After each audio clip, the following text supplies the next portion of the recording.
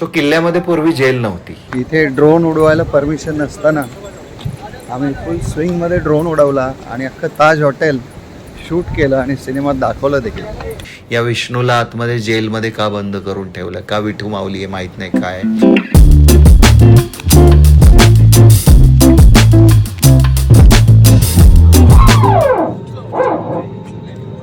तर मंडळी, मुंबईहून फ्लाईटने अगदी हाकेच्या अंतरावर असणाऱ्या म्हणजे 45 मिनिटात पोहोचवणाऱ्या आमच्या सेकंड होमला आम्ही निघालोय. Where you are going?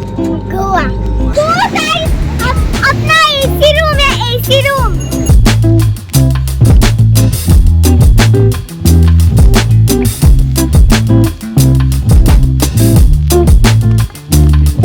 गाड़ी ऑलरेडी एक्सीडेंटल है, इधर लगा है. स्कूटीचा स्कॅम अवॉइड करण्यासाठी गोव्यामध्ये नेहमी मालकासमोरच व्हिडिओ बनवा आणि त्याला दाखवा की इथे इथे गाडी डॅमेज आहे, कारण नंतर सबमिट करताना ती लोक पैसे मागतात की तुम्ही गाडी ठोकली. हा स्कॅम तुमच्यासोबत होऊ नये म्हणून ही काळजी नेहमी घ्या. हॅलो, आपण आलो आता कांदोलीम बीचला. यापूर्वी 3-4 वेळा आम्ही आलोय कांदोलीम बीचला. थोडा डीप आहे समुद्र इथून आणि बीच एन्जॉय करता येत नाही, पण क्राऊड सुंदर असते इथे, छान क्राऊड असते, जास्त रावडी क्राऊड नसते. त्यामुळे फॅमिली सोबत जर येणार असाल तर कांदोलीम बीच इज गुड.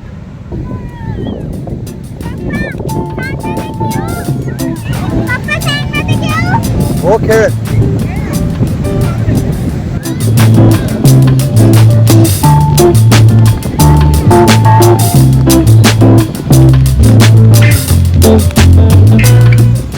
हाच तो सिकेरी बीच जिथे टकाटक तूच आम्ही शूटिंग केलं होतं.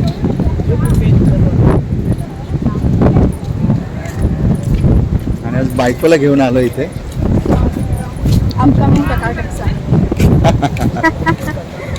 टकाटक 3 साठी. हे बघ, तो शेवटचा सीन आहे ना, ते पळतात बघ, शेवटचा सिक्वेन्स आहे ना, ते दारू पितात आणि शेवटी ते होतं आणि तो शेवटचा सिक्वेन्स इथे इथे शूट केलेला.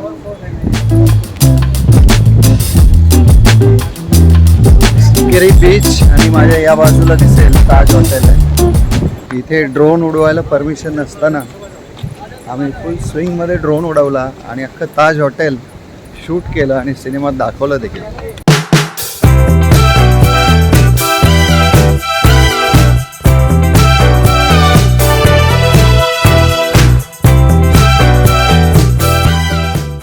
गोवा जेल पोर्चुगीज कालीन जेल आहे. 2015 पर्यंत हे जेल ऑपरेशनमध्ये होतं. गोव्यामधले कैदी इथे ठेवले जायचे आणि प्रॉपर असं मोठं जेल गोव्यामध्ये नव्हतं. पण त्यानंतर कोलवाले एक जागा आहे इथे नॉर्थ गोवामध्ये, ईस्टर्न पार्टला नॉर्थ गोवाच्या कोलवाले या ठिकाणी त्यांनी नवीन जेल बांधलं. 2015मध्ये हे जेल बंद करून याला एक म्युझियमचं नाव दिलं गेलं की फूड ॲग्वादा फ्रीडम फायटर म्युझियम किंवा फ्रीडम स्ट्रगल म्युझियम असं नाव याला दिलं गेलं.